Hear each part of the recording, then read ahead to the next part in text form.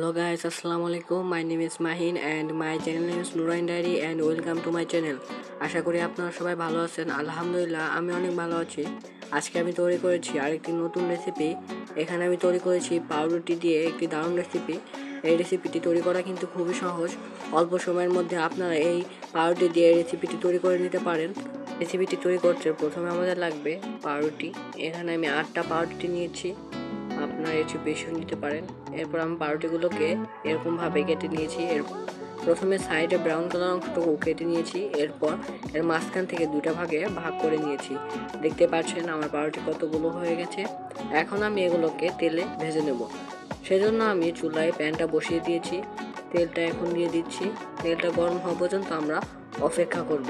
যখন তেলটা গরম হয়ে আসবে তখন আমরা এখানে দিয়ে দেব পাউরুটিগুলো। আমার তেলটা গরম হয়ে এসেছে। এখন আমরা পাউরুটিগুলো দিয়ে দিচ্ছি অল্প অল্প করে। এখানে যে কয়টা পাউরুটি আসবে সেই কয়টাই পাউরুটি দেবো, বেশি বেশি করে দেবো না, তাহলে ভাজতে অসুবিধা হবে। আর এরকম নিত্য নতুন ভিডিও পেতে আমাদের চ্যানেলটাকে সাবস্ক্রাইব করে রাখুন এবং পাশে থাকা বেল বাটনটি চেপে দিন, যাতে আমি ভিডিও ছাড়ার সাথে সাথে আপনাদের কাছে নোটিফিকেশন চলে যায় এবং সেই সাথে আপনারা আমার এই নিত্য নতুন রেসিপিটা দেখতে পান। আমার পাউরুটিগুলো যখন ব্রাউন কালার হয়ে আসবে তখন আমি এই পাউরুটিগুলোকে নেমে ফেলবো। পাউরুটিগুলো এপিট ওপিট করে ভালো করে ভেজে নিতে হবে। এগুলো যখন লালচে লালচে কিংবা বাদামি কালার হয়ে আসবে তখন আমরা এগুলোকে নামিয়ে ফেলবো।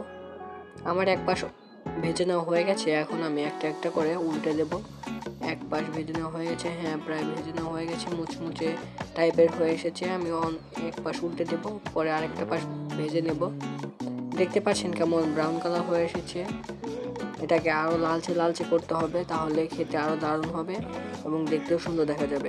আমার ভিডিওটি যদি ভালো লেগে থাকে তাহলে একটা টুস করে লাইক আর কমেন্ট করে যাবেন। দেখতে পাচ্ছেন আমার পাউরুটিগুলো প্রায় ভেজে নেওয়া হয়ে গেছে। দেখতে পাচ্ছেন কত সুন্দর দেখা যাচ্ছে।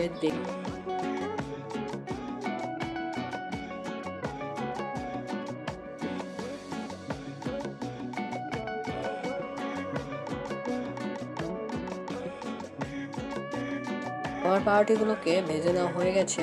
দেখতে পাচ্ছেন অলরেডি কেমন কালার লালচে লালচে হয়ে এসেছে। এখন আমি পাউরুটিগুলোকে নামিয়ে ফেলছি।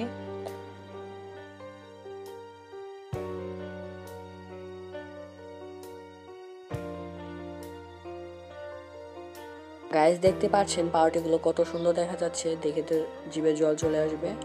এখনই মনে হচ্ছে খেয়ে ফেলি, কিন্তু না, এখনই খাওয়া যাবে না, এটাকে শিরার ভিতর ভিজাতে হবে। পাউরুটিগুলোকে ভেজে নেওয়ার পর আমাদের শিরাতে ভিজিয়ে নিতে হবে, তাহলে খেতে আরও দারুণ লাগবে। এখানে আমি দিয়ে দেব চিনি। এখানে অল্প করে পানি দেওয়ার পর এখানে আমি চিনি দিয়ে দেবো। এখানে শিরাটার ভিতরে বেশি চিনি দিলে একটু ভালো লাগে, সেজন্য আমি 3 চামচ চিনি দিয়ে দিলাম। এরপর এটাকে অনবরত নাড়তে থাকতে হবে। এটা যখন একদম শুকিয়ে যাবে তখন সেই বিস্কুটগুলোকে আমরা এর ভিতরে দিয়ে দেবো। পাউরুটি ভেজে নেওয়ার পর তো বিস্কুটই হয়ে যায়, সেজন্য আমি এখানে বিস্কুট বলছি। দেখতে পাচ্ছেন বলক ওঠার পর কেমন যেন হয়ে এসেছে পানিটা।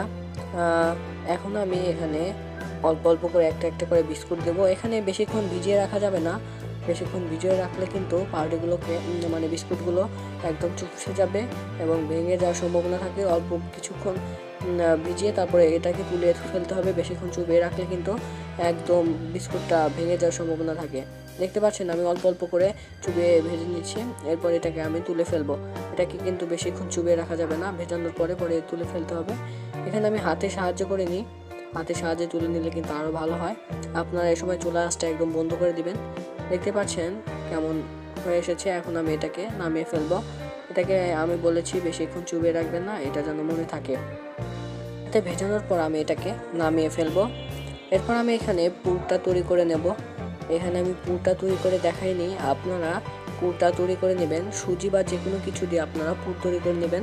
যদি পুর তৈরি করতে না পারেন তাহলে আমার একটা ভিডিও দেওয়া আছে, সেখানে যে আমি পাটিসাপটা পিঠা বানিয়েছি সেইটার পুর দিয়েও কিন্তু এখানে দিতে পারেন, আপনারা দেখে আসবেন। আমি এখানে অল্প অল্প করে পুর দেবো, এরপর আরেকটা বিস্কুট এর উপর দিয়ে দেবো। একইভাবে আমি সবগুলোই তৈরি করে নেব।